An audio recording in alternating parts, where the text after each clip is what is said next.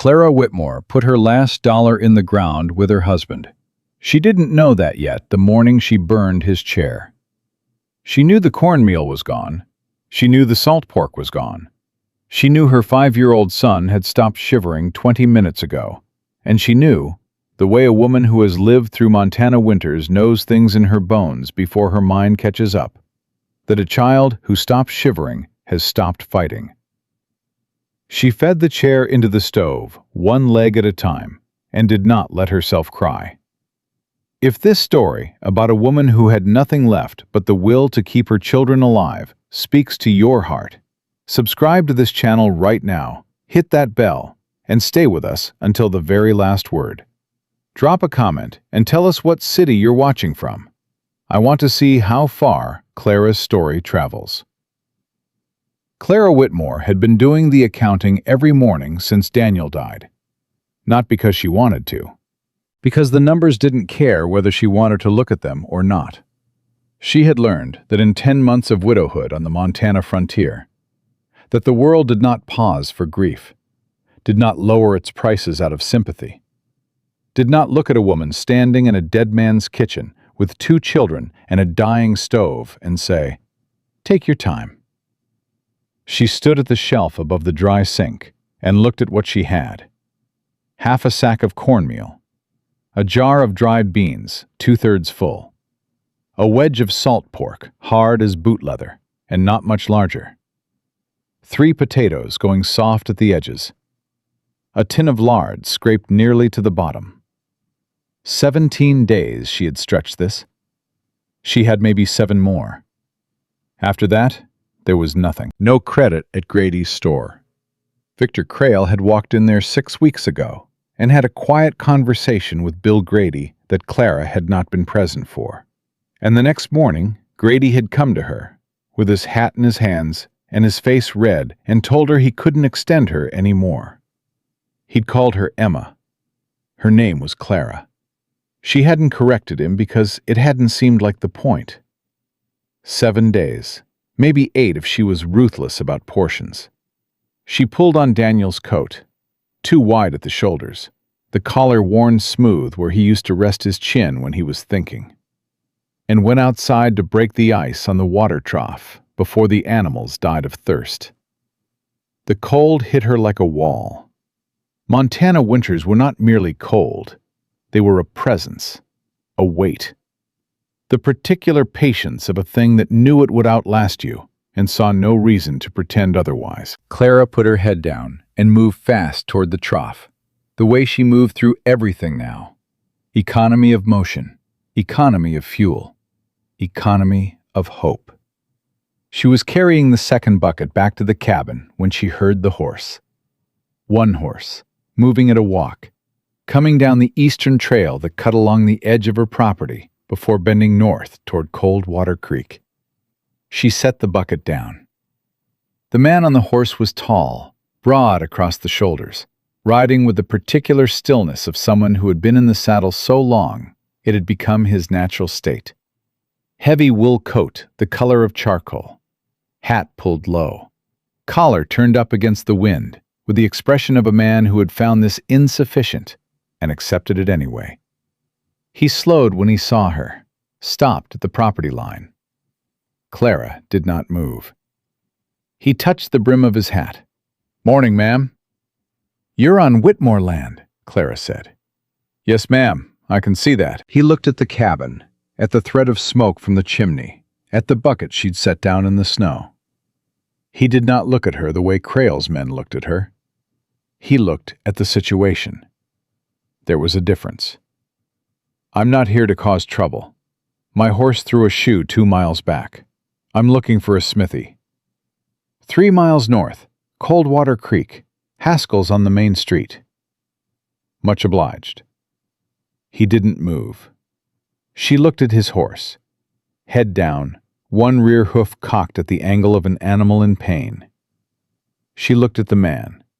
His color was wrong. Not the flush of warmth, but the flat gray-white of a man who had been cold for a very long time and was running low on the reserves that kept a body fighting. "You've been riding all night," she said. It was not a question. Left Billings 4 days ago. Storm moved faster than I expected. Clara looked at him for one long moment. She was a practical woman. She believed in caution. She also believed that a man whose horse was lame and whose face was the color of January sky was a man who might not make 3 miles in this wind. "Come to the porch," she said. "I'll make coffee." "I don't want to impose." "I'm offering," Clara said. "Don't let your horse stand in that wind." She picked up her bucket and walked toward the cabin without looking back to see if he followed. She heard him swing down from the saddle. She heard him speak quietly to the horse, in the low, unhurried way that said he had been doing it a long time. She went inside and put the coffee on. His name was Seth Callander. He told her this at her kitchen table, both hands wrapped around the tin cup she'd set in front of him, with the focused stillness of a man for whom hot coffee had stopped being ordinary some miles back and become something closer to necessary. "Where are you coming from?" Clara asked. She stood at the stove with her back to him, not out of rudeness, but because she was watching the flame. Fuel was fuel. Every decision was fuel now. "Texas originally," Seth said. "Most recently, Billings. Before that, Colorado." A pause that had a shape to it. "Around." "A drifter." "I prefer to think of it as not having found the right place to stop." She looked at him over her shoulder. The corner of his mouth moved. Not a smile, the suggestion of one. The space where a smile might go if the situation called for it. "I heard about work in this part of Montana," he said. "Cattle operation outside of town. Man named Crale." Clara's hands went still on the stove handle. She said nothing for a moment. Then she turned around and looked at him directly. "What kind of work?" "Ranch hand, trail work, whatever he needs." Seth met her eyes. His were an unusual color, dark gold-brown, the color of winter grass under thin snow. "Something wrong with that?" "Nothing you'd hear from anyone in town," Clara said. "But you'd tell me." "I don't know you." "No, ma'am, you don't." He turned the cup in his hands. "But you look like you swallowed something sharp the second I said his name. And a woman who invites a stranger in from the cold in a Montana January isn't careless, which means she's got a reason for holding that look back." He paused. "I'm just noting it." Agnes appeared in the doorway of the back room. 9 years old, hair braided neat. She braided it herself now, had learned in the weeks after Daniel died, when Clara's hands were too occupied for the small domestic tenderness that used to happen in the mornings. She was looking at Seth Callander with the patient, complete assessment of someone running a calculation. Seth looked back at her. He did not perform warmth. He did not put on the wide, effortful friendliness that adults used on children they didn't know what to do with. He simply looked at her. Directly. The same way he'd looked at Clara. "Good morning," he said. "Good morning," Agnes said. "You're sitting in my father's chair." The kitchen went quiet. Clara started to speak.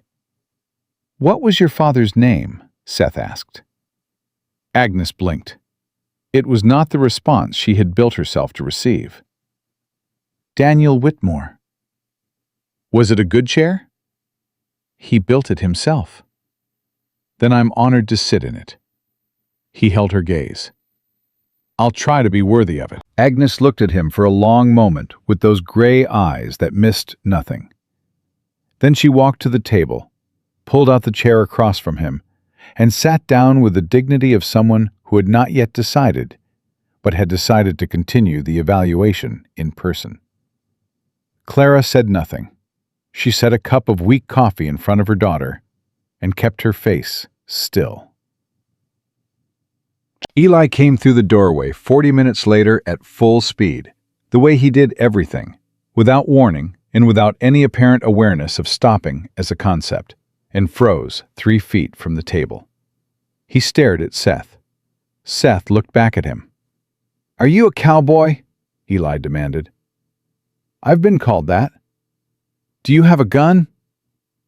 "Eli," Clara said. "I got a Colt on my hip," Seth said. "You can look at it if your mama says it's all right. Not touch, just look. That sound fair?" Eli spun to Clara with the full force of 5 years of want concentrated in his face. Clara looked at Seth, at the careful way he'd qualified it. Not touch, just look. The small, deliberate boundary set before the permission was even given. "That's fair," she said. Eli crossed the room like a shot. Seth unloaded the revolver first. All 6 cartridges placed on the table in a neat row. Clara counted them without meaning to, before he handed the weapon to Eli's careful, reverent hands. He answered every question. There were a great many questions, delivered rapidly and in no particular sequence, and Seth answered them all with the same unhurried patience he might have used on an adult. Not condescending, not performing patience, just giving the boy the straight answer every time. Agnes was watching from across the table. Clara watched Agnes watch. Watched the calibration behind those gray eyes. "How long are you staying?" Agnes asked. "Just long enough for my horse to get a shoe." "The smithy is 3 miles. Your mama told me." "Roads are bad." "I know." Agnes looked at her mother, then back at Seth. "You could use our barn," she said, "for the horse, until the road clears." She held up one hand before Clara could speak. "It makes sense, Mama. His horse is hurt. The road won't clear before tomorrow. The barn has hay." She paused. "Papa always said, you don't turn a lame horse back into a storm." Clara went still. Daniel had said that. Exactly that. In exactly those words, 2 winters ago, when a stray had wandered onto the property in a blizzard, and Clara had suggested they couldn't afford to take on another animal. "You don't turn a lame horse back into a storm, Clara." He'd said it like it was a principle of physics. She looked at Agnes. Agnes looked back at her with Daniel's eyes. "Your mama decides," Seth said quietly. Clara looked at him, at the flat of his hands on his knees, at the stillness of a man who was genuinely waiting and had no pressure to apply. "The barn is at the back of the property," she said. "Second stall. The hay is what it is." She met his eyes. "You can stay until the road clears. I'll give you breakfast. That's all I have to offer." "That's more than I need," Seth said. "Then we understand each other." "Yes, ma'am." He was in the barn with his horse, had been for 20 minutes, when the rider came up the east trail. Clara saw the bay mare before she saw the face. She knew the bay mare. She set down the bowl she was drying and went to the door before the rider reached the fence. Harlan Foss pulled up and tipped his hat with the exaggerated courtesy that was its own form of threat.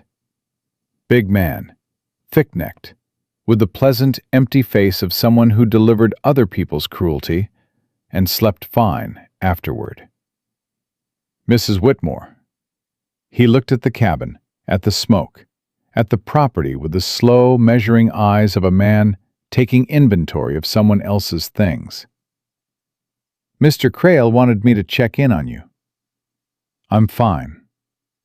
"Brutal stretch of weather."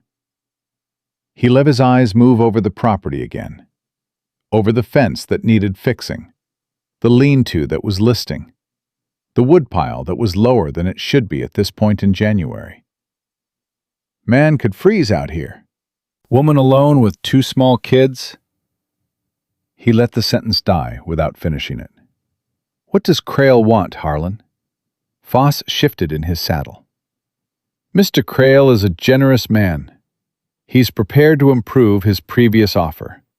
Buy the property at fair price, let you and the children relocate to town before the worst of February hits." He said it with genuine-sounding concern, which was the most frightening part. "He said to tell you the door is open." But cold has a way of changing what a person's willing to accept, Mrs. Whitmore.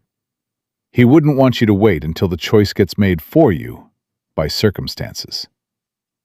Clara looked at him. She thought about the cornmeal, the 7 days, the tin of lard scraped to a ghost. She thought about Daniel's face the morning he'd ridden out in the October rain to save the cattle, turning back once at the fence to look at her. She had not known then that it was the last look. She had waved and gone back inside. "Tell Mr. Crale," she said, "that the Whitmore property is not for sale." "Mrs. Whitmore," Foss's voice dropped, patient and merciless. "You got no credit at the store.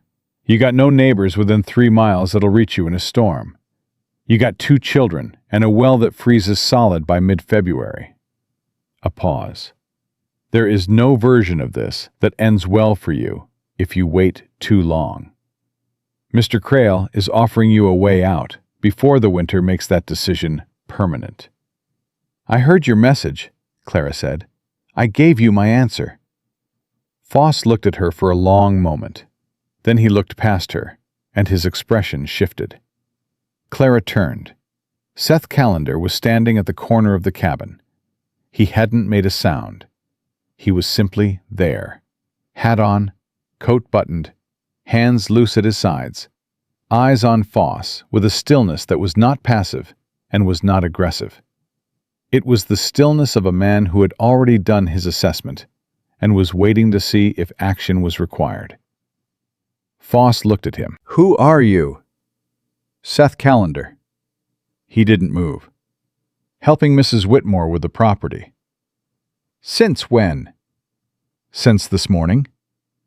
Seth looked at Foss with the flat patience of a man reading a familiar kind of document. "You've delivered your message. Mrs. Whitmore has given her answer. I believe that concludes your business here." Foss's jaw tightened. He looked back at Clara. "Mr. Crale will want to know about this." "Then tell him," Clara said. Foss pulled his horse around without touching his hat. They watched him ride north until the gray swallowed him. "He'll be back," Seth said. "I know. With more than a message next time."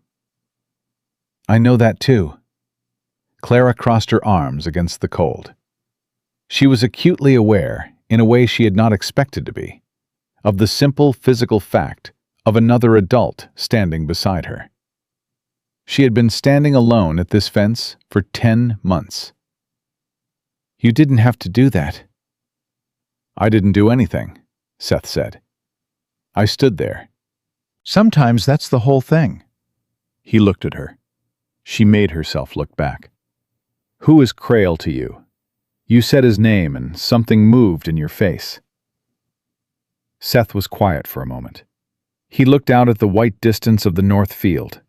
Dead flat, dead still. The snow surface unbroken all the way to the tree line. When he spoke, his voice was level in the way of a man saying a thing he had decided to say honestly, even though honestly was harder. 3 years ago, I worked a cattle drive through Kansas," he said. "We passed through a settlement. There was a family there, homesteaders, father and mother and 3 kids, being pressured off their land by a consolidator. Same method as what you're describing. Cut the credit, cut the supply lines, wait for winter to do the work." He stopped. "I knew what was happening.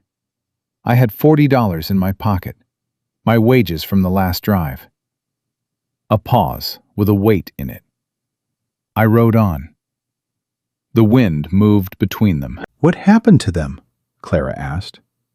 "I don't know," he said. He said it without looking away, without softening it. "I've thought about it every day for 3 years." He turned to face her. "The man who ran that Kansas operation shared a lawyer with Victor Crale. I found that out 6 months ago in Billings. That's why I came this way." Clara stood in the cold and looked at this man and ran her accounting. What she had, what she needed, what the gap between the two was going to require. "The barn has a loft," she said. It holds heat better than you'd think." She kept her voice level. "You're not sleeping on the trail with Crale's men riding at night. You stay in the loft. We sort the rest out when the road clears." "Mrs. Whitmore—" "Clara," she said. She heard herself say it and kept her face perfectly composed. "If you're going to be on this property, you call me Clara." Something moved in his expression. Quiet. Careful. "Yes, ma'am," he said. Then, "Clara." She went inside before she could examine the way her name sounded different in his mouth than it had sounded in anyone else's in 10 months. She closed the door. She leaned her back against it. Her hands were shaking. Not from fear, not from cold. From the particular trembling of a woman who has been holding herself together with both hands for so long that the moment someone else reaches out, every muscle that has been gripping suddenly has to remember what resting feels like. She pressed her palms flat against the door behind her. She breathed. 4 breaths. She counted them.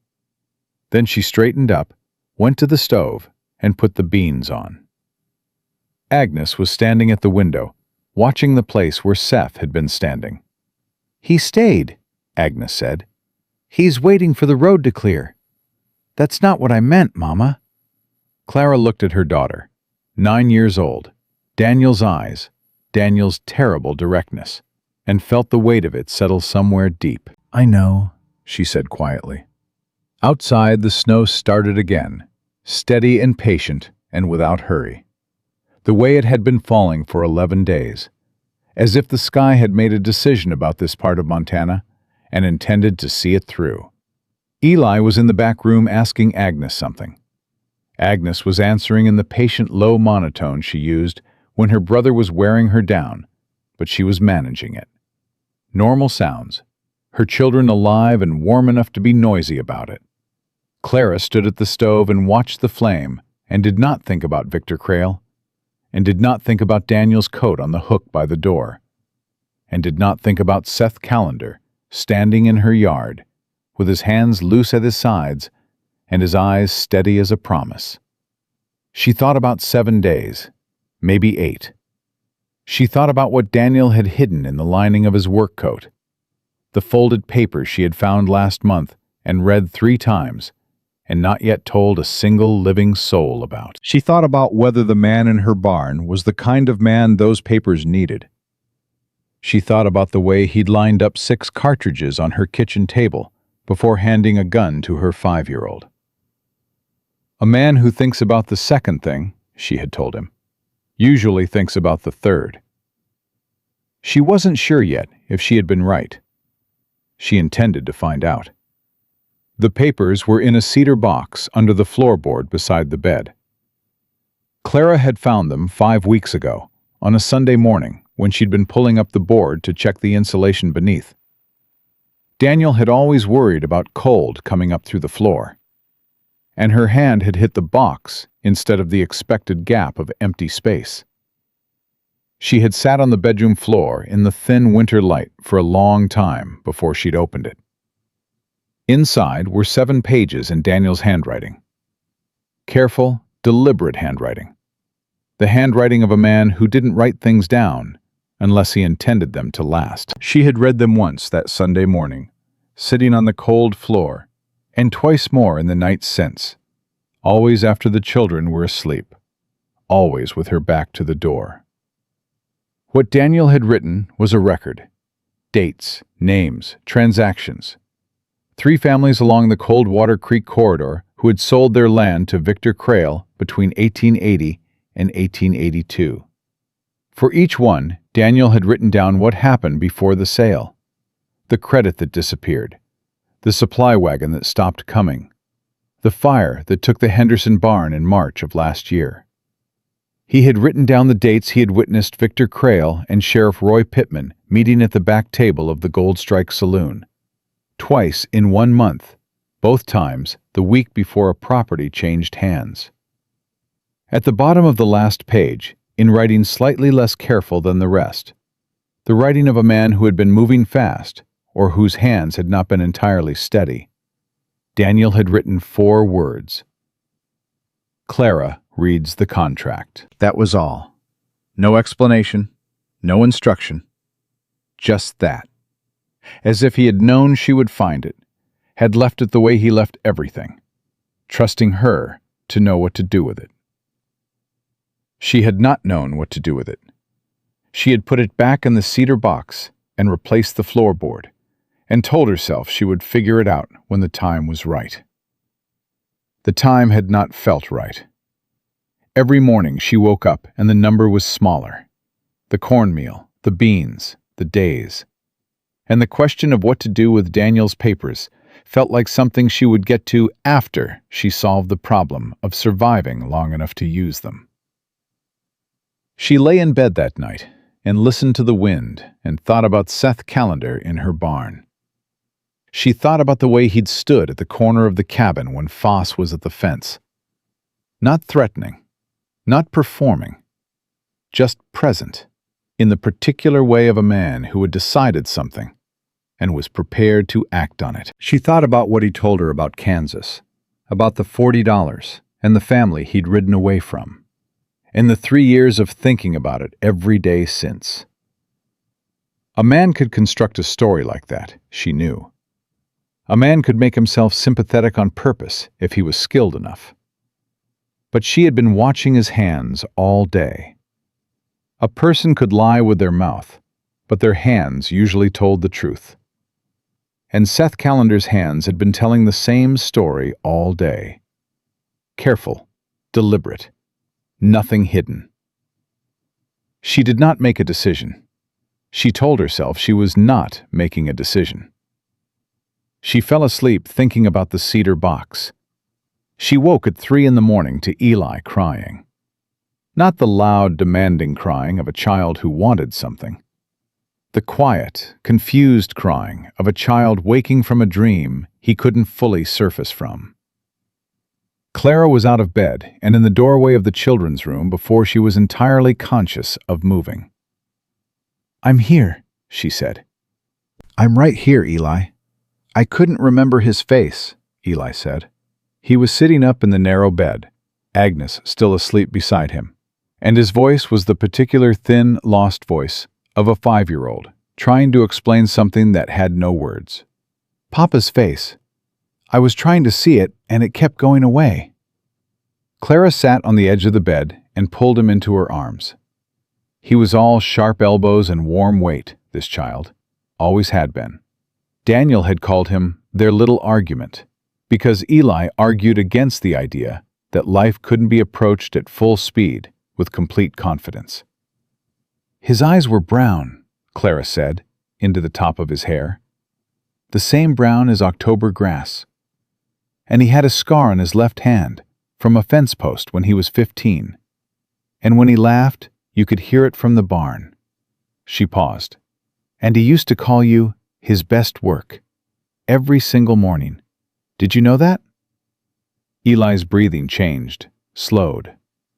"His best work," Eli repeated. His exact words. The boy was asleep again inside of 10 minutes.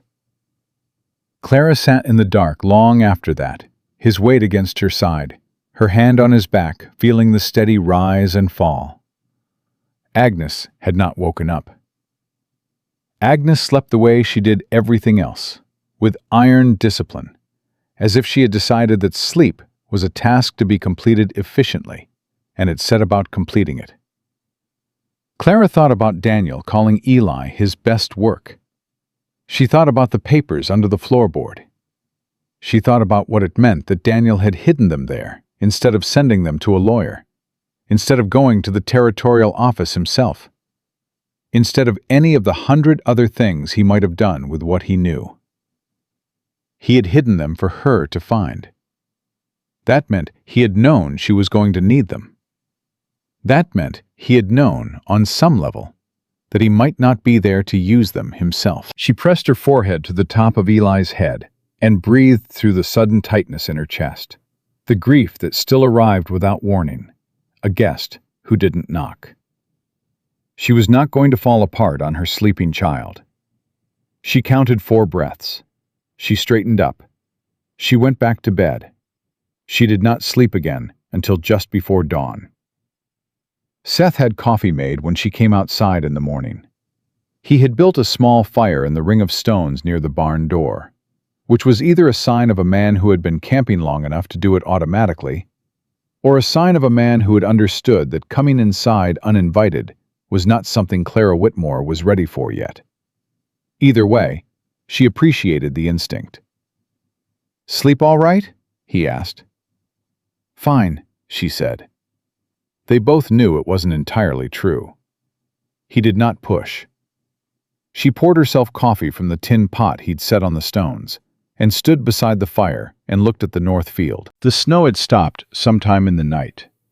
The sky was the hard, specific blue of a Montana winter morning after a storm. Bright and merciless, and beautiful in the way things were beautiful when they were also trying to kill you. "Road should be passable by midday," Seth said. "Probably. I can ride into town, get the shoe on, come back for my gear." He paused. "Or I can just go." Clara held her cup in both hands and looked at the north field.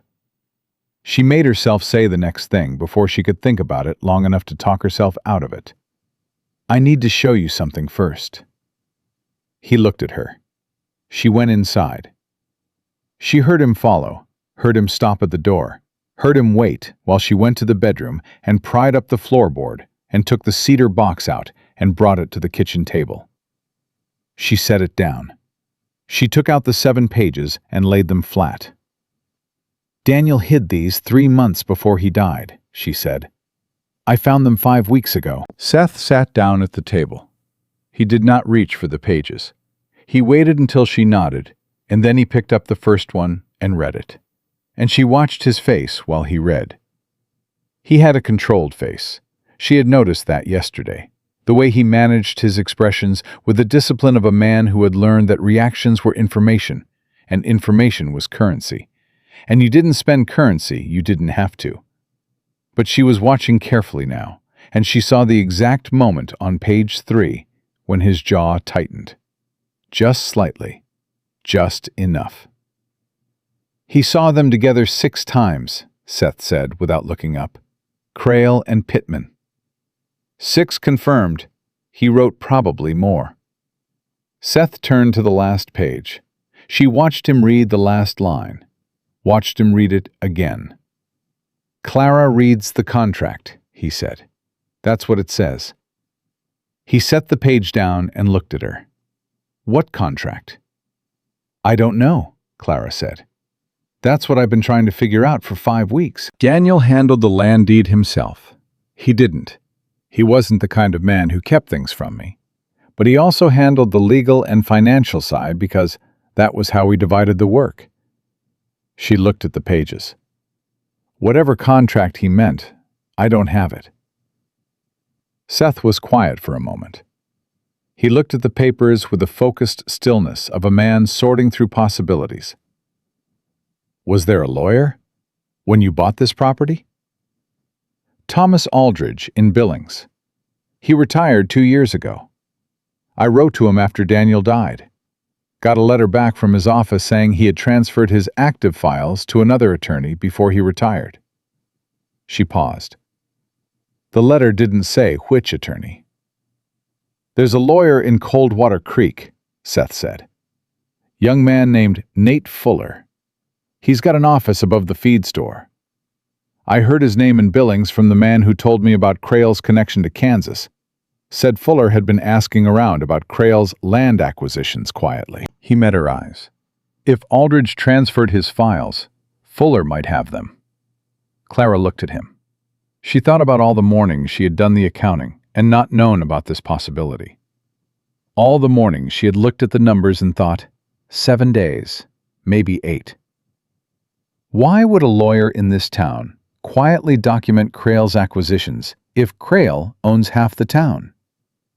Because some people see what's happening and can't say it loud, but they can't make themselves look away either. Seth's voice was flat.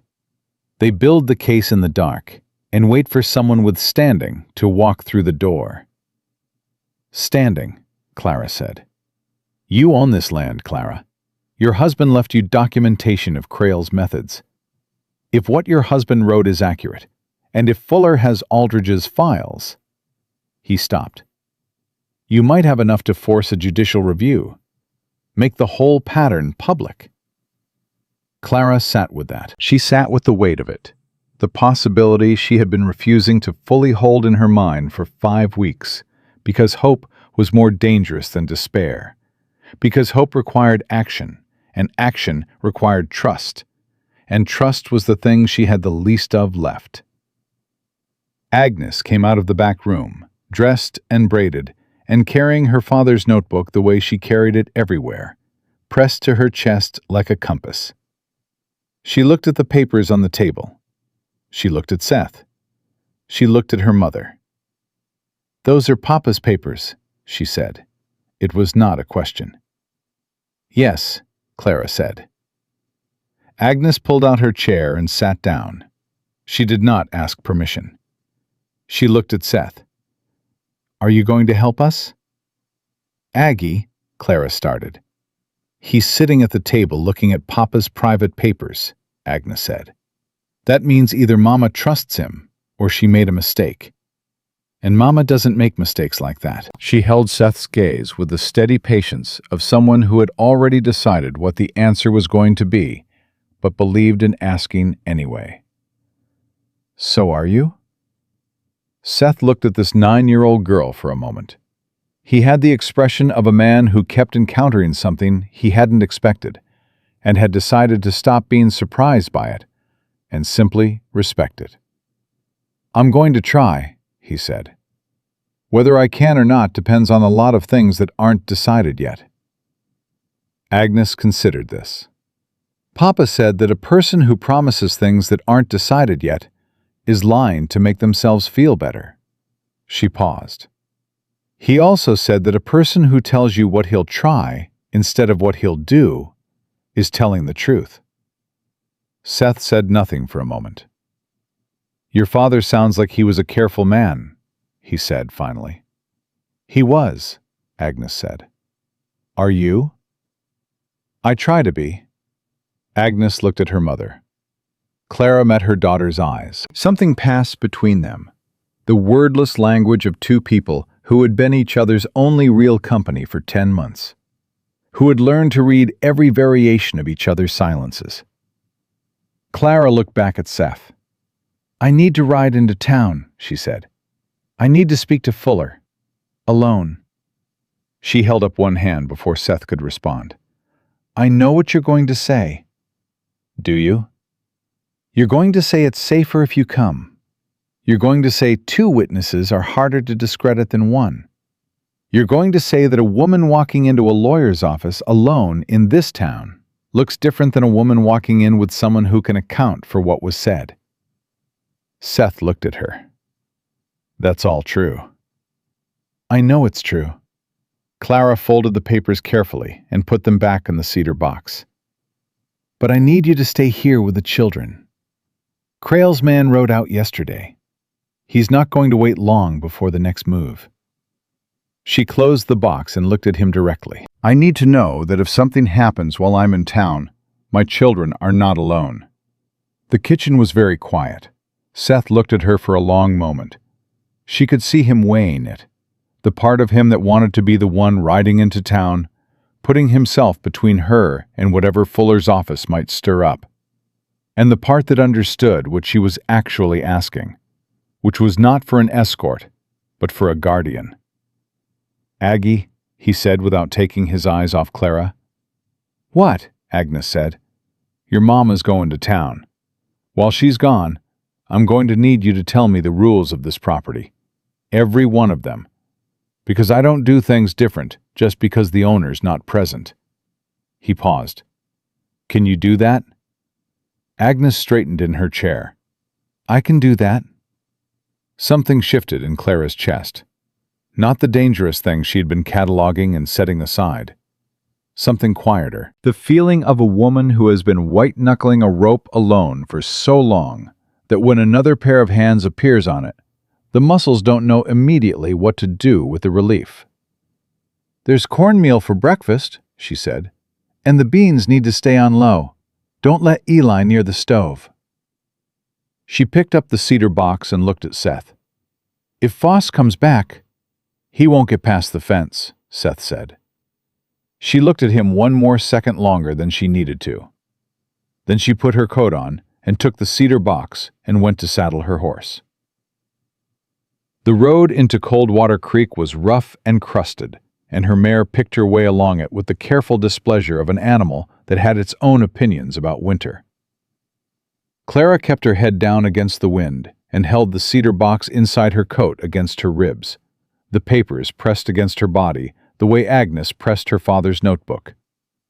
She thought about Daniel, about the 7 pages in his careful handwriting, about the 4 words at the bottom of the last page, written in the slightly less careful hand that meant he had been hurrying or his hands had not been steady. Clara reads the contract. She thought about all the things she had not known her husband was doing in the last year of his life. The quiet, deliberate way he had been building something she hadn't seen. She thought about the fact that a man who knew he might not be there had spent his last months making sure the people he loved would have what they needed after he was gone. She pressed her hand against the cedar box inside her coat. "I found it, Daniel," she thought. "I'm going." The town appeared ahead through the winter-bare trees, smoke rising from a dozen chimneys, the main street white and churned with the traffic of a morning after a storm. Clara rode in straight-backed, her face composed, her eyes forward, the way her mother had taught her to enter a room when you were uncertain of your welcome, like you'd been expected and were right on time. She tied her horse at the post outside the feed store and looked up at the second-floor window. Frosted glass. And behind the frosted glass, in fading black paint, the words, "Nate Fuller, Attorney at Law." She straightened her coat. She tucked the cedar box more firmly under her arm. She thought about Seth standing in her yard with his hands loose at his sides. She thought about Agnes telling him the rules of the property with the gravity of a small magistrate. She thought about Eli asleep against her in the dark, saying his best work until the words carried him back down into sleep. She had 7 days of food, maybe 8. She had Daniel's papers. She had a man in her barn who had ridden away from a family in Kansas once and had not forgiven himself for it in 3 years. She climbed the stairs. The stairs creaked on every step. Clara counted them without meaning to. 11 steps, 11 complaints from the old wood, as if the building itself was uncertain about her business here. She reached the top and stood in front of the frosted glass door, and did not allow herself to hesitate. Hesitation was a luxury she had stopped being able to afford around the same time as credit at Grady's store. She knocked. A pause. Then a voice, younger than she'd expected, slightly distracted.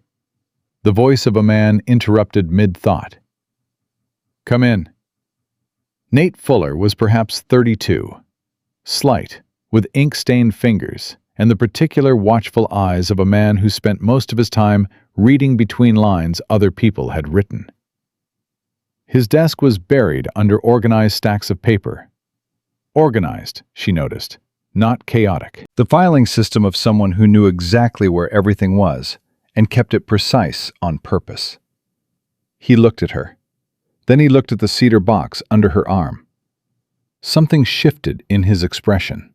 Not surprise exactly, but the particular stillness of a man recognizing something he had been waiting for. "Mrs. Whitmore," he said. She had not given her name. "You know who I am," she said. "I've been expecting someone from your property." He stood and gestured to the chair across from his desk. "Please sit down." Clara sat. She set the cedar box on her knees and kept her hands on it, and looked at him directly. "Thomas Aldridge transferred his files to you when he retired." "He did?" "Daniel came to see him before he died." Fuller looked at her steadily. 8 months before he died. Yes. He folded his hands on the desk. Your husband was a careful man, Mrs. Whitmore. The kind of careful that comes from love, not fear. He came to Aldridge because he wanted to make sure that what he knew couldn't be buried if something happened to him. A pause. He also left something, not just documentation of what he'd witnessed, something specific. Clara looked at him. He left a contract. Fuller reached into the second drawer of his desk and withdrew a folded document, sealed with a wax stamp that had been broken. Not by Fuller. She could see that from the clean edge of the break. It had been opened by whoever had sealed it and then refolded. Your husband structured the original deed to this property with a clause that Aldridge had used twice before in territorial land disputes. A water rights reservation, recorded separately from the deed itself, filed with the Territorial Land Office in Billings, under a seal that requires either a judge or a practicing attorney representing a directly affected party to access. Fuller set the document on the desk between them. Daniel reserved your water rights in a way that cannot be transferred, sold, or foreclosed upon independent of the land itself. Clara stared at him. Without your water rights, Fuller said carefully, Crale's entire corridor acquisition is worth a fraction of what it would be with it. The properties he's already bought connect only because he assumed yours would follow. Your land sits in the geographic center of what he's been building for 3 years. He met her eyes. He doesn't just want your land, Mrs. Whitmore. He needs it. Without it, every dollar he's spent on this corridor is compromised. The office was very quiet. Clara pressed her hands flat on the cedar box. She thought about Daniel in the last year of his life. The evenings he'd spent at the desk after the children were asleep. The letters she'd assumed were correspondence with cattle suppliers. The 2 trips to Billings she hadn't thought to question. She thought about, Clara reads the contract written at the bottom of the last page, in handwriting that was slightly less steady than the rest. He had known. He had built the protection before he died and trusted her to find it. What does the bank debt have to do with this? She asked. Fuller's expression shifted, a tightening, a shadow moving just beneath the surface. The bank in Billings, the loan on your property. The vice president who handles that portfolio is a man named Gerard Aldous. He paused. Aldous and Crale have been business associates for 11 years. I've been documenting it. Clara looked at him. Crale reached Aldous. I believe the foreclosure deadline was arranged. The original loan terms had an extension clause, standard in territorial homestead lending. It should have been offered to you automatically when Daniel died. It wasn't. Fuller held her gaze. Someone made sure it wasn't offered. Clara sat very still. 10 months of arithmetic, of counting days and cornmeal and beans, of lying awake running numbers that never came out right, and underneath all of it, the quiet, devastating possibility that the math had been rigged, that someone had built the trap before she knew she was standing in it.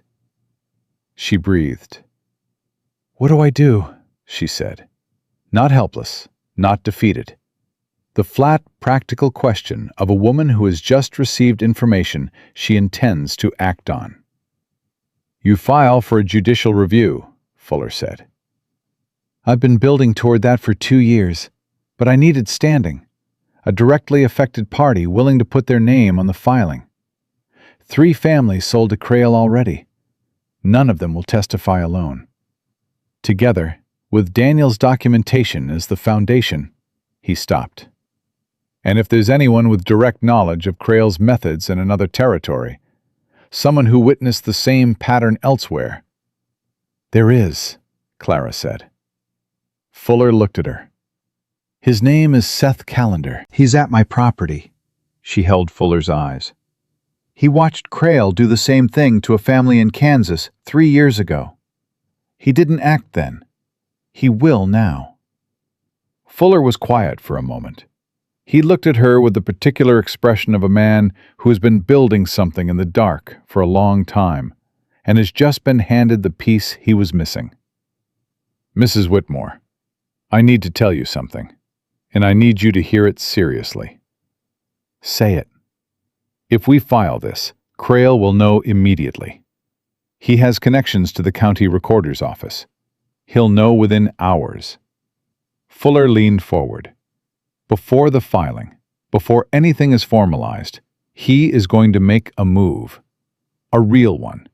Not false with a pleasant message. Something harder." He paused. "He cannot afford for this to reach a judge. He will do whatever he calculates is necessary to stop it." Clara thought about the Henderson barn burning in March. The family gone to Colorado 2 weeks later. She thought about 3 properties that had changed hands, and the fires, and the disappearing credit, and the slow, careful tightening of a man who was very good at making other people's choices for them. "How long do I have?" she asked. "If I file tomorrow morning, the earliest a circuit judge could convene is 6 weeks, Fuller said. "Between now and then, your property needs to still be standing. You need to still be willing to testify." A pause. "And your documentation needs to still exist." Clara looked down at the cedar box. Then she looked up at Fuller. "Make a copy of these papers," she said. "Today, now, before I leave. I want one set with you, one set filed with the territorial office in Billings before the end of the week, and one set that Crale doesn't know about." Fuller looked at her. He almost smiled. Not quite, just the suggestion of one. The expression of a man who has been waiting to meet a specific kind of person and has finally found them. "Your husband said you'd know what to do with it." "He was right," Clara said. "He usually was." She rode back hard.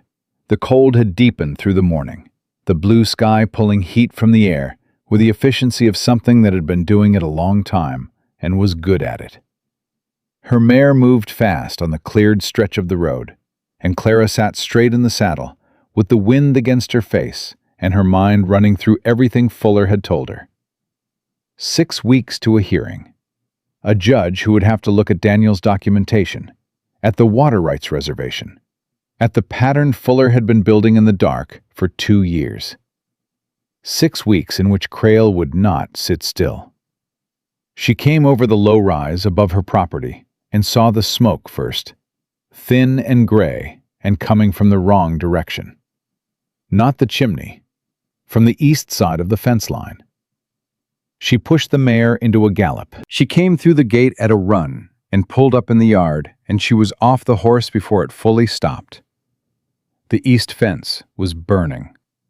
Not the cabin, not the barn, the dry wood of the fence posts along the eastern boundary, the fire moving low and fast in the dead winter grass between the posts. Seth was at the fence already, with a water bucket. Agnes beside him with a second bucket. Both of them working the line with the focused desperation of people who understood exactly what they stood to lose. "Eli!" Clara shouted.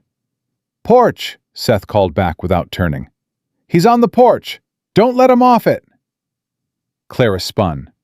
Eli was on the porch, both hands white-knuckled on the railing, his face a complicated mix of terror and the kind of electric excitement that 5-year-olds produced in crisis situations that gave their mothers gray hair. "I stayed on the porch, Mama! I stayed right here!" "Stay there," Clara said, and ran for the water barrel. They worked for 30 minutes. Clara's arms gave out once, and she kept going. The smoke burned her eyes, and the cold air and the heat of the fire together created a specific, brutal combination that made every breath feel wrong. At some point, Seth took the bucket from her hands and replaced it with a wet cloth and said, "Beat the edges, not the middle." And she did, and slowly the fire ran out of fence post to eat and died back to a scorched line. When it was over, Clara stood with her hands on her knees and breathed. Seth walked the length of the burn line. He crouched at the east end and looked at the base of the corner post for a long moment. He said her name. Just that. her name, in a specific tone. She walked over. At the base of the post, under the char, was the unmistakable remnant of deliberate placement. Dry tinder, bundled tight, positioned where the wood was oldest and the grass was thickest. It had not started from a stray spark. Someone had set it with intention and knowledge of exactly where it would travel fastest. Clara straightened up. Her face was black with smoke, and her hands were shaking, and she felt the trembling move from her hands up into her arms and through her chest. And she recognized it this time for what it was. Not fear, not cold, but the particular white-hot trembling of a woman who has moved past being afraid and into something older and harder and considerably more dangerous than fear. "He knows," she said, "about Fuller." Seth looked at her. "When did you leave town?" "An hour ago, maybe less." She looked at the burned line, at the posts still standing, at her property intact. "He moved fast." "He had someone watching." Seth stood. His jaw was tight. "Foss or someone else? Someone saw you go into Fuller's office and rode ahead of you." "Fuller said he'd move before the filing." Clara looked at Seth. "He was right about the timeline." Agnes was standing 10 feet away. She had soot on her cheek and her coat sleeve, and her father's notebook clutched in one hand. And she was looking at the burned fence line with the expression of someone completing a calculation they had hoped would come out differently. "He set the fire," Agnes said. It was not a question. "Yes," Clara said. She did not soften it. Agnes did not ask to have things softened. "Because you went to see the lawyer." "Because I went to see the lawyer." Agnes was quiet for a moment. Then she said, "Are we going to lose the land?" The question hung in the cold air between them. Clara looked at her daughter, 9 years old, her father's eyes, her father's terrible directness, and she thought about Fuller's office and the water rights reservation and the 7 pages in Daniel's handwriting and the 4 words at the bottom of the last page. "No," Clara said. She said it without qualifying it, without adding, "I hope," or "if everything goes right," because Agnes deserved the same thing Seth had given her yesterday morning. The straight answer every time. "We are not going to lose this land." Agnes looked at her for one long moment. Then she nodded, once, and turned and walked back toward the cabin. Seth was looking at Clara. She could feel it without turning to look back. She could feel the weight of his attention, which had a different quality than other people's attention. Not assessing, not calculating. Present. The specific warmth of a person who was paying attention to you because they had decided to, and not for any other reason. "What did Fuller say?" he asked. She told him everything. Standing in the cold beside the scorched fence line, with the smell of the fire still in the air and the winter sky pressing down white and merciless. She told him about the water rights reservation and the bank connection, and the 6 weeks to a hearing, and what Fuller had said about Crale, and what he was going to do when the filing was made. Seth listened the way he always listened, without interrupting, without his expression doing anything dramatic, just taking in each piece with the focused stillness of a man building a structure in his mind. When she finished, he was quiet for a moment. "Fuller needs my testimony." "He does. If I give it, Crale will know who I am and where I've been."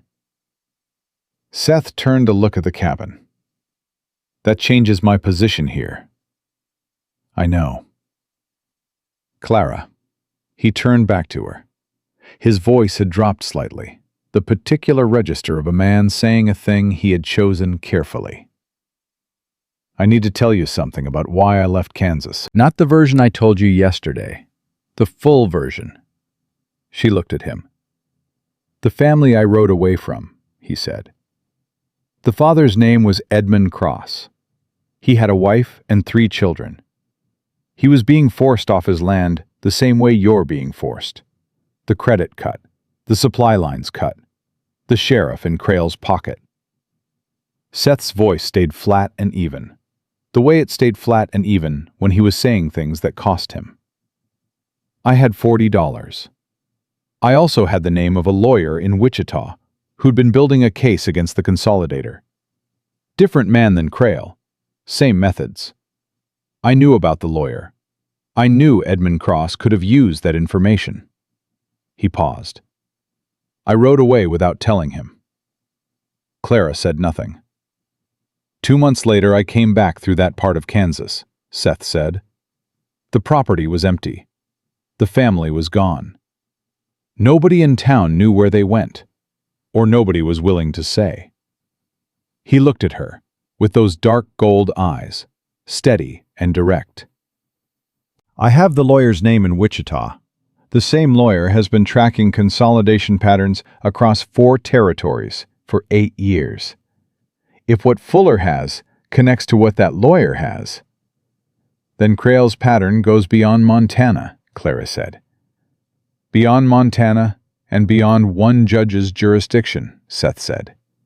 It becomes a territorial matter. Federal, possibly. He held her gaze. That's a different kind of case than a local judicial review. That's the kind of case that doesn't get buried.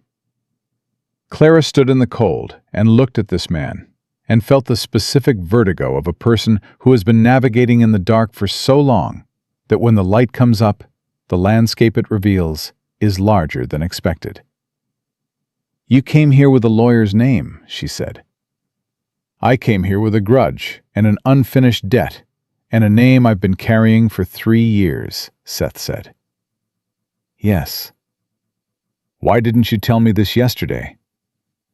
Because yesterday you had no reason to trust me. His voice was quiet. Today you do. You watched me stay on this property, and you watched me hold your fence line, and you watched me answer your daughter's questions without flinching. He paused. I didn't want to hand you all of it at once and ask you to sort out what to do with it. That's not fair to a woman who's already carrying everything she can carry.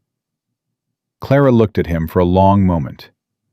She thought about the $40 and the family in Kansas and 3 years of thinking about it every day. She thought about a man who had done a wrong thing once and had been building toward the correction of it ever since. She thought about Daniel, who had built the protection she needed without knowing whether she'd ever find it, trusting her to be equal to it when she did. We need to write to the lawyer in Wichita, she said.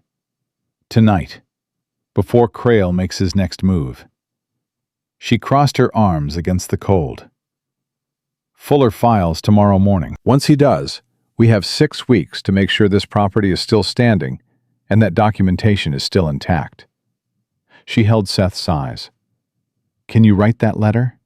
I can write it tonight. Then come inside, she said. It's getting dark. She walked toward the cabin. She heard him follow.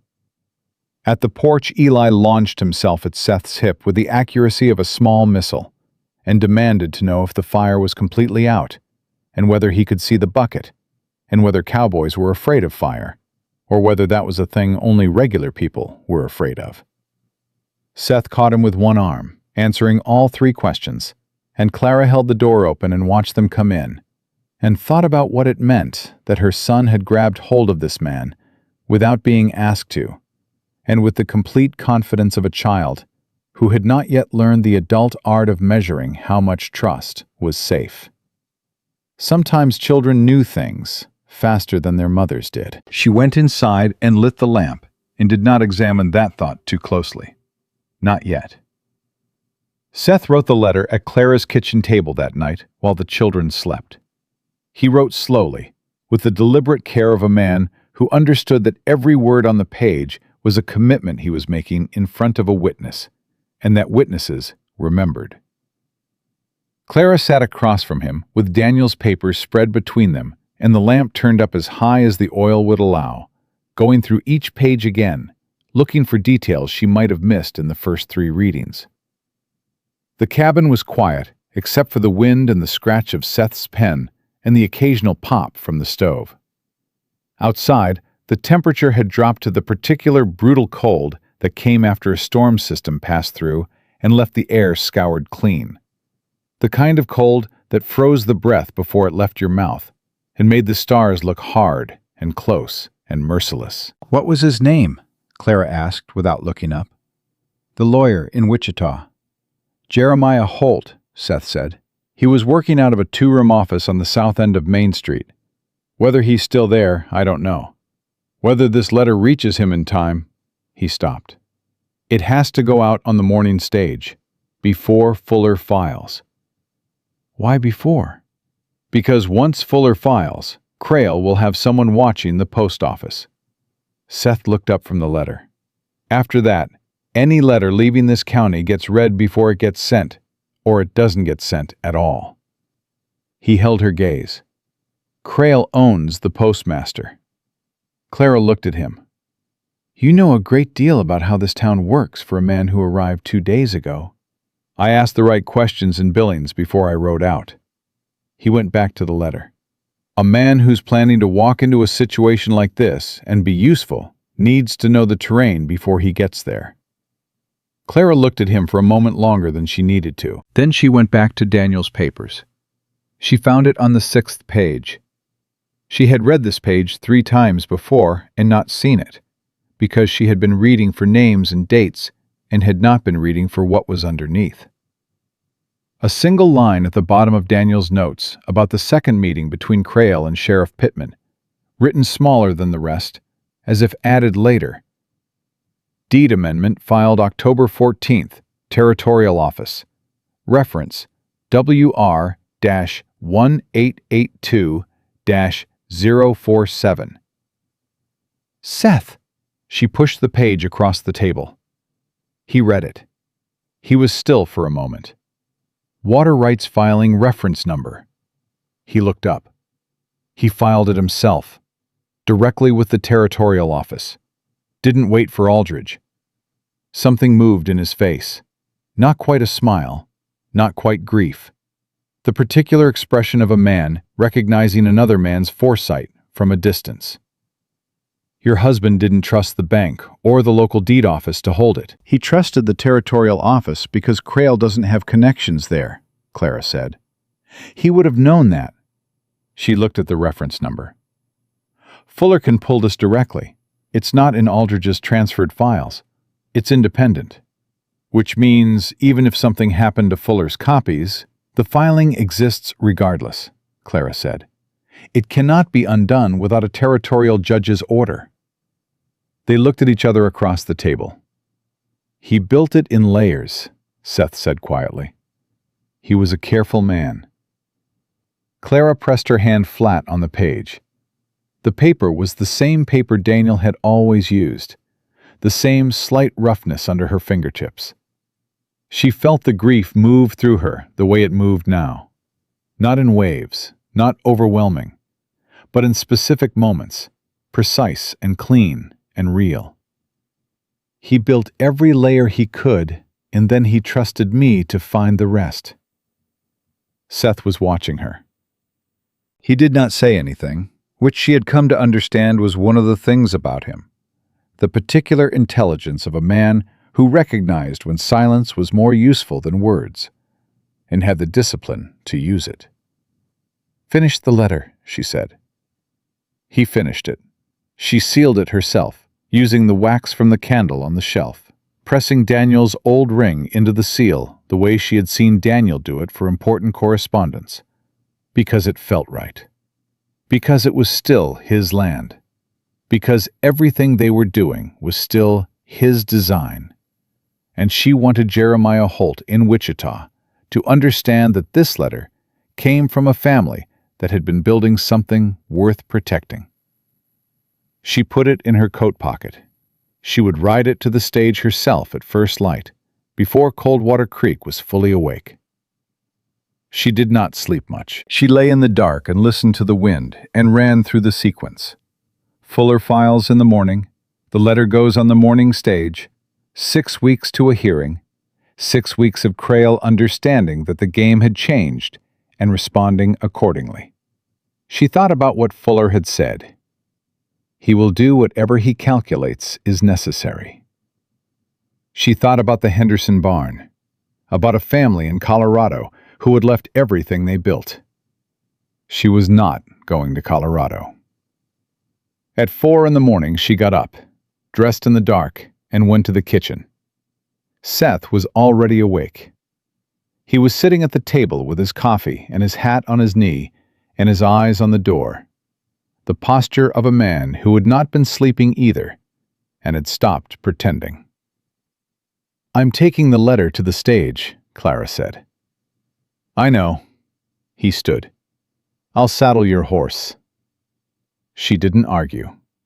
She had learned in 3 days that arguing with Seth Callander about small practical things was a waste of time that neither of them had to spare. He offered help the way a man offered it when it was genuinely without agenda. Set it on the table and stepped back. Her decision, no pressure. And she had learned to accept it with the same lack of ceremony. She rode out while it was still dark. The morning stage left Coldwater Creek at 6:15, and she wanted to hand the letter to the driver personally, not leave it at the post office, where the postmaster's first loyalty was not to the people paying for stamps.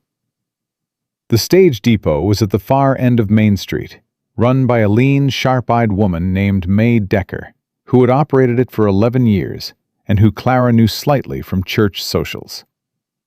May was already up when Clara arrived, loading the outgoing mailbag by lantern light, her breath visible in the cold air. "Clara Whitmore," May looked at her. "You're out early." "I need this to go on this morning's stage." Clara held out the letter. "Wichita, Kansas. I need your word it goes in the federal pouch, not the county bag." May looked at the letter, looked at Clara. "Federal pouch costs extra." "I know." Clara set the coins on the sorting table. "Your word it goes federal." May looked at her for a long moment, with the assessing eyes of a woman who had seen a great deal of people's private business pass through her hands, and had her own opinions about most of it. Then she picked up the coins, and picked up the letter, and put it in the federal pouch herself, in front of Clara, and tied it shut. "Heard you went to see Nate Fuller yesterday," May said. "I did." "Heard Crale's east fence burned last night." She met Clara's eyes. "Your east fence, I mean." "My east fence," Clara agreed. May was quiet for a moment. Then she said, "My husband sold to Crale in 1881. We didn't have what you have. We didn't have any documentation or water rights or a lawyer building a case." She picked up the mailbag and slung it over her shoulder. "But I've been watching what he does to people for 3 years, and I'm tired of watching." A pause. "If you need a witness to anything that happened in this town in that time, you come see me." Clara looked at her. "I'll remember that." She rode back along the main street in the thin first light and past the sheriff's office, where Roy Pittman's horse was already tied outside, which meant Pittman was already at his desk, which meant either he was unusually dedicated to his work this particular morning, or someone had told him there was a reason to be. She did not look at the sheriff's office as she passed. Fuller filed the judicial review at 9 o'clock that morning. Clara knew the exact time because she was at her kitchen window watching the North Trail when she saw Harlan Foss ride past at a hard gallop heading toward Crale's property. Not from the direction of Fuller's office, which meant someone had telephoned ahead, which meant Crale had known before the filing was done. She turned from the window. Seth was at the table. Agnes was doing her arithmetic on the bench by the stove. Eli was on the floor building something out of the firewood scraps, with the focused intensity he brought to all projects that were technically forbidden. "He knows," Clara said. Seth stood up. "How long before he moves?" she asked. "Today," Seth said it flatly. He's not going to wait. The filing is public record. Every hour it sits there is an hour more people know about it. He looked at her. He's going to come himself this time, not Foss. Agnes looked up from her arithmetic. She did not say anything. She looked at her mother, and then at Seth, and then at the North Trail out the window. And she pulled her father's notebook from beside her on the bench and held it against her chest and went back to her arithmetic. Eli looked up from the floor. He had heard the shift in the room the way children heard things adults thought they were hiding, with the complete unfussy accuracy of someone who had not yet learned to pretend they hadn't noticed. "Is the bad man coming?" he asked. "Eli," Clara started. "Yes," Seth said. Clara looked at him. "He asked a straight question," Seth said. He crouched to Eli's level. "The man who's been causing trouble for your mama is probably going to come talk to her today. It's going to be all right. But I need you to do something important for me. Can you do that?"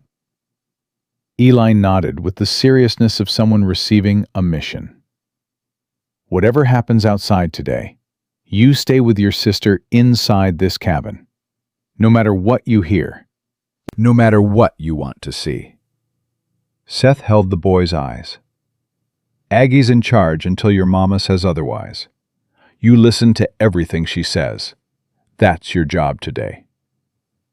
Eli looked at Agnes. Agnes looked at Eli with the expression of someone who was very much aware of what this promotion entailed and had already begun mentally preparing for it. "I can handle him," she said. "I know you can," Seth said. He stood. He looked at Clara. "I'm going to be at the barn. Visible." He said it simply, as information, not as a request for permission. "When Crale comes, you handle the conversation. I'm not going to step in front of it. But I'm not going to be somewhere he can't see me." Clara looked at him for a moment. "Agreed." Victor Crale arrived at 2 in the afternoon. He came alone, which was more frightening than if he had brought men. It said he believed he did not need men. It said he believed this was a conversation he could conclude with words, which meant he believed he held all the terms. He was 52, built like a man who had been strong once and now moved through the world with the comfortable authority of someone who had long since stopped needing physical strength because other kinds of strength had made it irrelevant. He had a gray coat, expensive, and he rode a tall black horse with the ease of long ownership.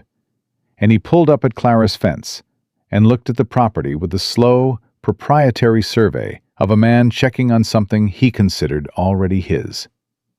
Clara was on the porch. She had put on her good coat. Daniel's coat was warm, but she wanted her own today. The dark wool one she'd worn to Daniel's funeral. The one that fit across her shoulders. She had done her hair neatly. She stood with her hands at her sides and waited. "Mrs. Whitmore?" Crale's voice was pleasant. That was the thing about him that Fuller had not prepared her for. The pleasantness. The complete, easy pleasantness of a man who had never had to be unpleasant because the world had always arranged itself around his preferences before it got that far. "Mind if I come to the porch?" "I can hear you from there," Clara said. A small pause. Not offense. Recalibration. "I understand you visited Nate Fuller yesterday." "I conduct my business where I choose." "Of course." He rested one hand on his saddle horn, in the relaxed posture of a man settling in for a conversation he has already decided the outcome of. "I want to be straightforward with you, Clara. May I call you Clara?" "No." Another pause. Slightly longer this time. "Mrs. Whitmore, I'm going to be honest with you, because I think you deserve honesty." He said it with the warmth of a man who genuinely believed this. She thought that might be the most dangerous thing about him, that on some level he had convinced himself that what he was doing was reasonable. What Nate Fuller is building is a case without a foundation. He has collected stories from families who sold voluntarily and are now experiencing seller's remorse. He has paperwork that a competent attorney will dismantle inside of an afternoon. The pleasantness stayed perfectly in place. What you have accomplished is to make yourself visible to a judicial process that will cost you money you don't have, time you don't have, and at the end of which, you will still face the same bank debt with the same deadline. Clara looked at him. The bank debt has been renegotiated, she said. I suggest you speak to Aldous directly before you rely on it as a point of leverage. Something shifted in Crale's face. The pleasantness stayed. He was skilled enough for that. But underneath it, something recalculated. You've been busy. I have. The water rights filing your husband made, Crale said.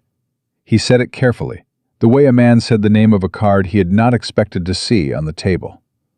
I'm aware of it. I thought you might be. It's a complication, he said, not an obstacle. My attorney is already preparing a challenge. He looked at her steadily. Mrs. Whitmore, I have been operating in this territory for 12 years. I have resources and connections that reach considerably further than Coldwater Creek. Nate Fuller is a young man with good intentions and a filing cabinet. I respect what he's trying to do. It will not be sufficient. Then you have nothing to worry about, Clara said. Crale looked at her for a long moment. The pleasantness in his face began to change. Not to anger, not yet, but to the specific expression of a man who has been patient for a long time and is approaching the end of his patience. I am prepared to increase my offer on this property significantly, enough that you and your children could relocate comfortably. Start fresh. No debt, no lawsuit, no Montana winter trying to kill you every morning. He paused. I am also prepared to have a conversation with Aldous about your loan terms. A favorable conversation. Clara looked at him. She thought about the 7 pages in Daniel's handwriting, and the reference number on page 6, and the letter on the morning stage to Wichita. She thought about May Decker saying, I'm tired of watching. She thought about Fuller saying, she's the directly affected party with standing. And she thought about 3 families who had been waiting for someone to stand up first. Mr. Crale, she said.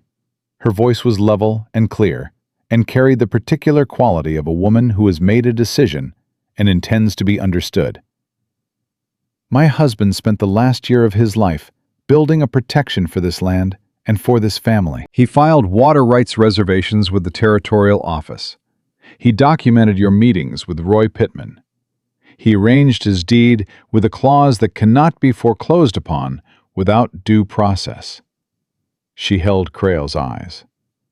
He did all of that because he loved his children and he loved this land, and he knew what kind of man you were.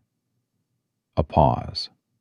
I have filed a judicial review with the support of 3 other families and the documentation of an eyewitness who watched you apply these same methods in another territory 3 years ago. A circuit judge will be here in 6 weeks. The pleasant expression was entirely gone now. This land is not for sale, Clara said. It was not for sale when you sent Foss. It was not for sale when you cut my credit at the store. It was not for sale when someone set fire to my east fence last night. She stepped forward 1 step to the edge of the porch. And it will not be for sale when that judge arrives. Crale looked at her for a long time. His horse shifted beneath him, and he stilled it without looking down, the reflexive control of a man accustomed to things responding to his will. You're making a serious mistake, he said. The pleasantness was gone entirely.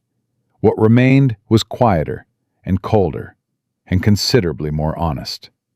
I'm making a decision, Clara said. There's a difference. Crale looked past her. She knew without turning that he had found Seth, standing at the corner of the barn with his hands loose at his sides. She heard the specific silence of a man doing arithmetic. "Your hired man," Crale said. "My property," Clara said. "My hired man. My decision." Crale looked back at her. Something moved in his face, the first suggestion of a man who has realized his opponent has been playing a longer game than he calculated, and is reassessing what that means. He straightened in his saddle. 6 weeks is a long time, Mrs. Whitmore. A great deal can change. Yes, Clara said. It can. She watched him ride north until the distance took him. Then she stood on the porch, with her arms crossed, and breathed through the full weight of it.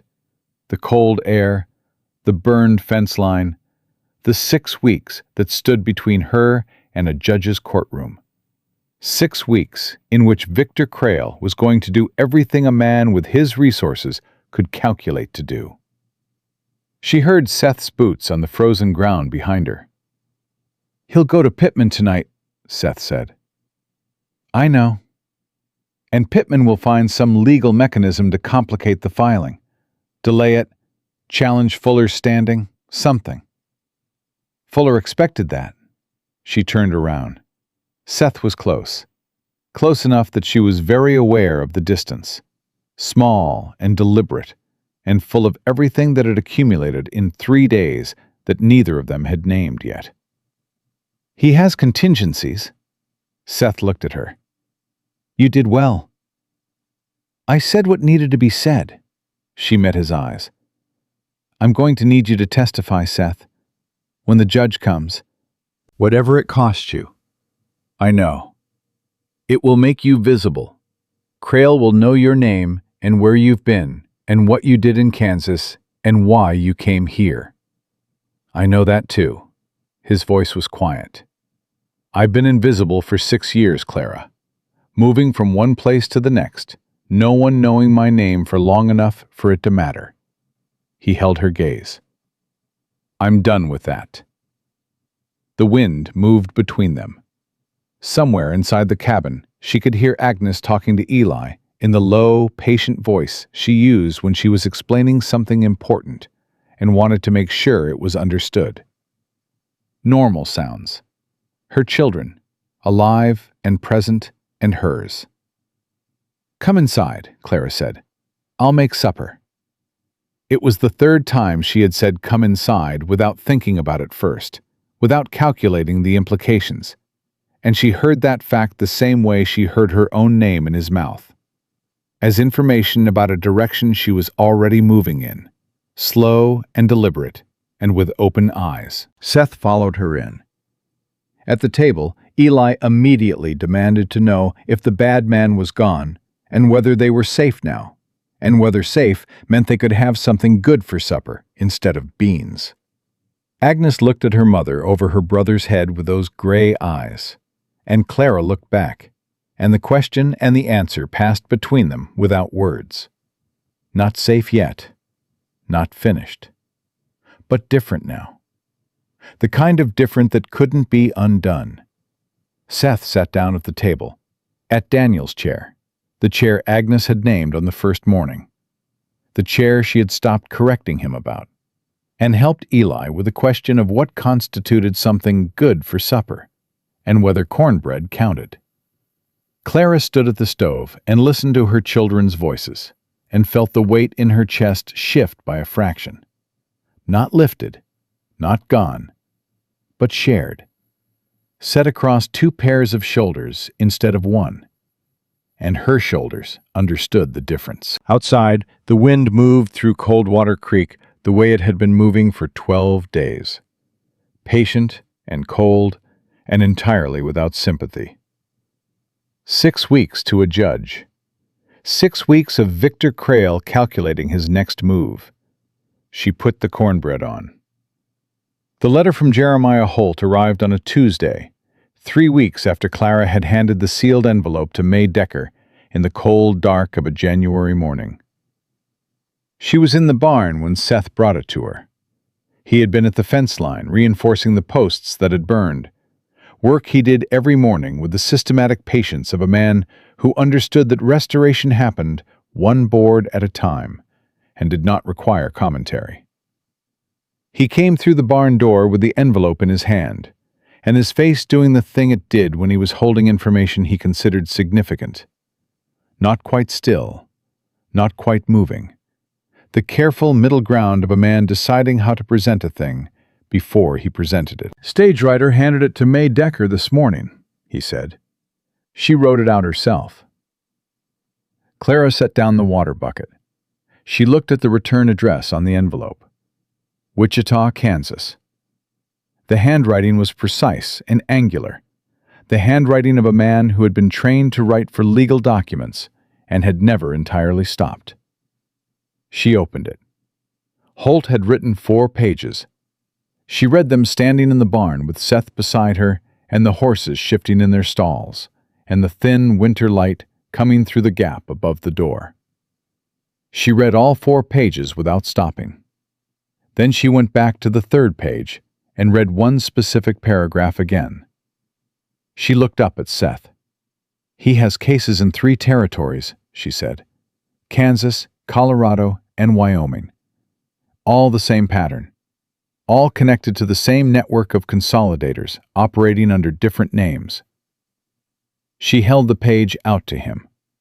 Crale is one of 7. They share legal counsel. They share banking connections.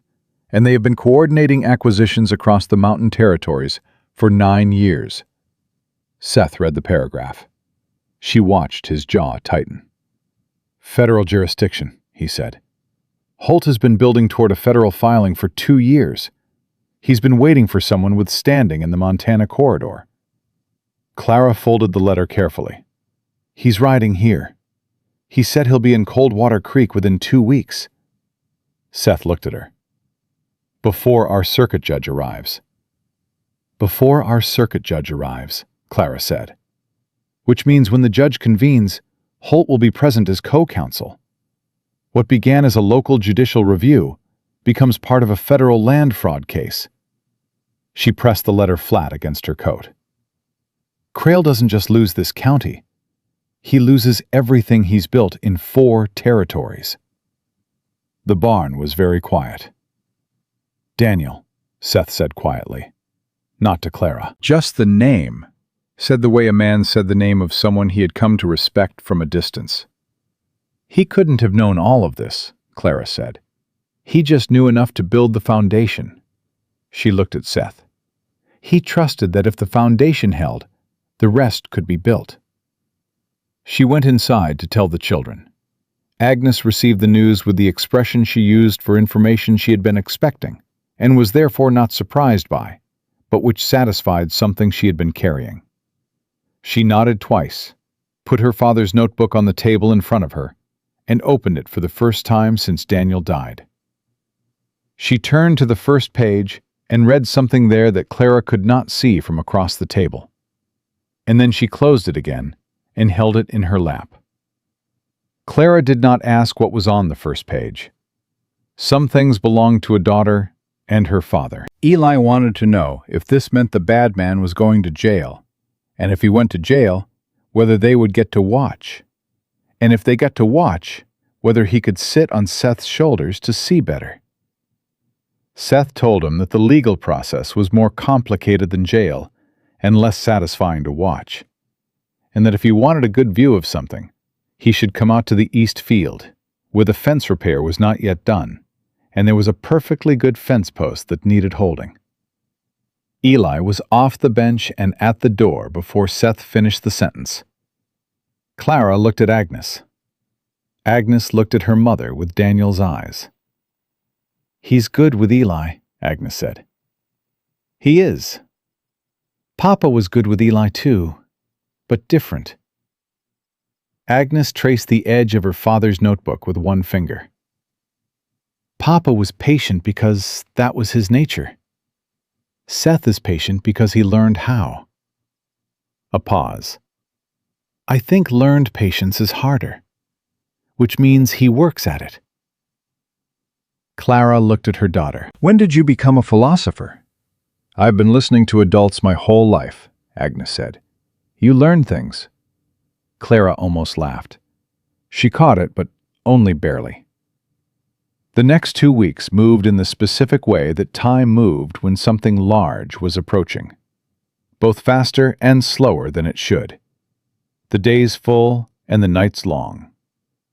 Jeremiah Holt arrived on a Thursday, 12 days after his letter, riding a bay gelding and carrying 2 saddlebags that turned out to contain almost entirely legal documents and very little else. He was compact and efficient in his movements, with the sharp, unhurried intelligence of a man who spent most of his life thinking 3 steps ahead and had gotten very good at it. He spent his first afternoon in Fuller's office. He spent the evening at Clara's kitchen table, going through Daniel's papers with the focused reverence of a man handling something that had been built at great cost. He read the 7 pages twice, the same way Clara had. He went back to the 3rd page, the same place Seth had gone. He looked at the reference number on page 6 for a long time. "Your husband was not a lawyer," Holt said. "No," Clara said. "He was a cattleman." "He thought like a lawyer," Holt set the pages down. "He thought like a man who understood that the right documentation, filed in the right place, was worth more than any amount of physical resistance." He looked at Clara. "He gave you everything you needed and trusted you to use it." "Yes," Clara said. "He did." Holt looked at Seth. "And you watched Crale's associate operate in Kansas." "Watched and did nothing," Seth said. "Until now." "The testimony of a direct witness to the same pattern in another territory is significant," Holt said. He did not soften the first part of what Seth had said, and he did not elaborate on it. He simply moved to what was useful. "Combined with the 3 families Fuller has gathered, the documentation your husband left, and the federal pattern I've been building for 2 years, we have a case that a circuit judge cannot dismiss and a federal court cannot ignore." "What happens to Crale?" Clara asked. "He faces a federal fraud investigation across 4 territories. His land acquisitions along this corridor will be subject to judicial review. The families who sold under coercion have grounds for restitution." Holt paused. "He will not come for your land again. Not because he stopped wanting it, because after this, he will have considerably more pressing concerns." Agnes, who had been doing her lessons at the bench by the stove, and who Clara had entirely forgotten was listening, said without looking up, "What about Sheriff Pittman?" Holt looked at her. "Daniel's papers document 6 meetings between Crale and Pittman," Agnes said. She said it with the flat precision of someone who had read the papers herself, which meant she had found the cedar box, which meant Clara needed to have a conversation with her daughter about going through things under floorboards. "Does Pittman face anything?" Holt was quiet for a moment. "He faces a separate inquiry," he said. He said it directly, the way Seth answered questions, without condescension or evasion. "Whether that results in consequences depends on what the inquiry finds. But yes, Miss Whitmore, your father made sure that Pittman's name was part of the record." Agnes went back to her lessons. Seth looked at Clara across the table. The corner of his mouth moved. She looked away before she could respond to it.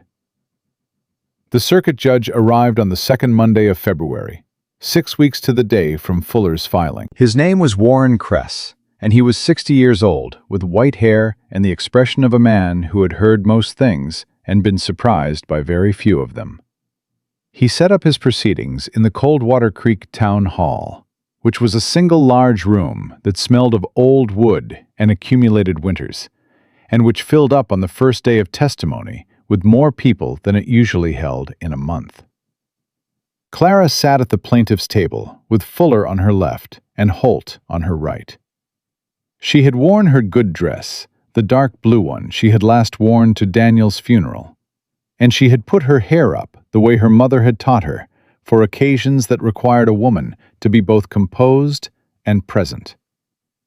She kept her hands in her lap and her eyes on the judge, and she did not look at Crale's table, where Crale sat with his expensive attorney and his pleasant expression that was working considerably harder than usual.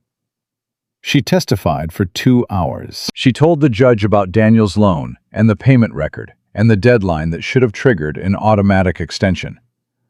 She told him about the credit at Grady's store and what Crale's quiet conversation with Grady had cost her family.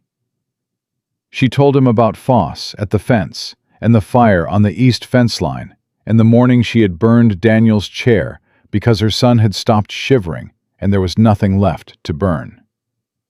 She told him about the cedar box under the floorboard and the 7 pages in Daniel's careful handwriting and the 4 words at the bottom of the last page.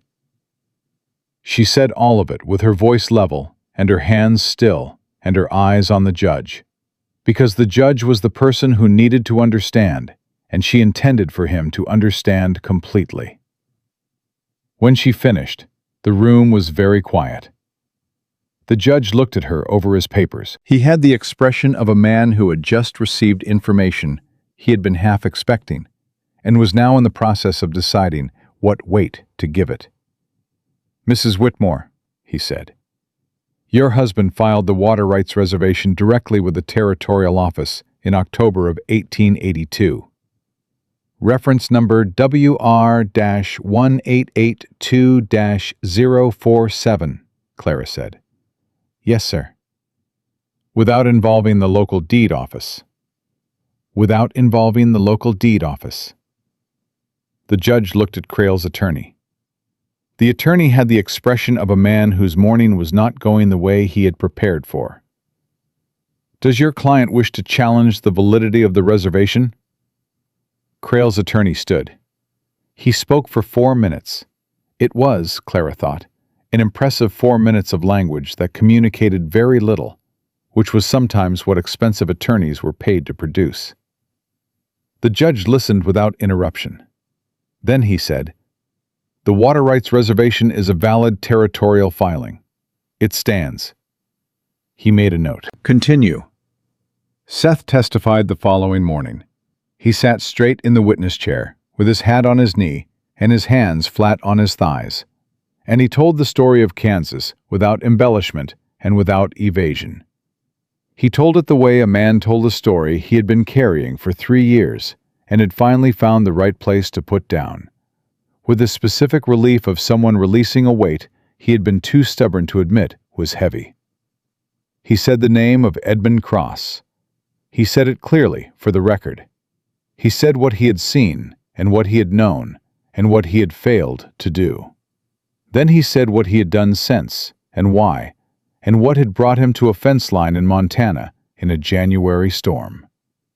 2 people in the gallery leaned forward when he spoke. Clara, from her seat at the plaintiff's table, saw it happen. She also saw the moment Crale's attorney stopped writing and put his pen down. That told her more than anything else had. The 3 families testified. May Decker testified. Clara had not known May was going to testify until she stood up, walked to the front of the room, and sat down in the witness chair with the air of someone who had been waiting 3 years for this precise chair. She told the judge about her husband's sale, about what had preceded it, about 11 years of watching Victor Crale operate in this valley and saying nothing because there had been nothing to say it to. Holt read Daniel's documentation into the record on the 3rd day. He read it in a steady, measured voice that did not waver, and Clara sat at the plaintiff's table and listened to her dead husband's words, spoken aloud in a public room, and did not fall apart. Because Daniel had not fallen apart when he was building this, and she intended to honor that. The judge recessed for deliberation on the 4th afternoon. Clara stood on the town hall steps in the cold February air, with Seth beside her and Eli on Seth's left side, holding his hand with the complete unconscious confidence of a child who had decided some time ago that this was a normal and permanent arrangement. Agnes stood on Clara's right, with her father's notebook and her straight back and her expression that was not quite neutral, the ghost of something that might, in another moment, become a smile. "We wait," Clara said. "We wait," Seth said. She reached down and took Agnes's hand. Agnes squeezed back without looking up. The firm, deliberate squeeze of a girl who had decided that some things did not require words. The decision came in 9 days. Every land transaction Crale had conducted along the Coldwater Creek corridor in the past 4 years was subject to judicial review. The water rights consolidation was suspended pending investigation. Sheriff Roy Pittman was referred for a separate federal inquiry. The bank's handling of the Whitmore loan was referred to the Territorial Banking Commission, and Jeremiah Holt filed the federal case in Billings the same afternoon, with the Whitmore documentation as its foundation, connecting Crale's operations in Montana to the same network in Kansas, Colorado, and Wyoming. 4 territories, 9 years, 11 families who had lost land to a system that had been careful enough and connected enough that no single piece of evidence had ever been sufficient until Daniel Whitmore spent the last year of his life making sure that it was. Fuller rode out to the property himself to bring the news.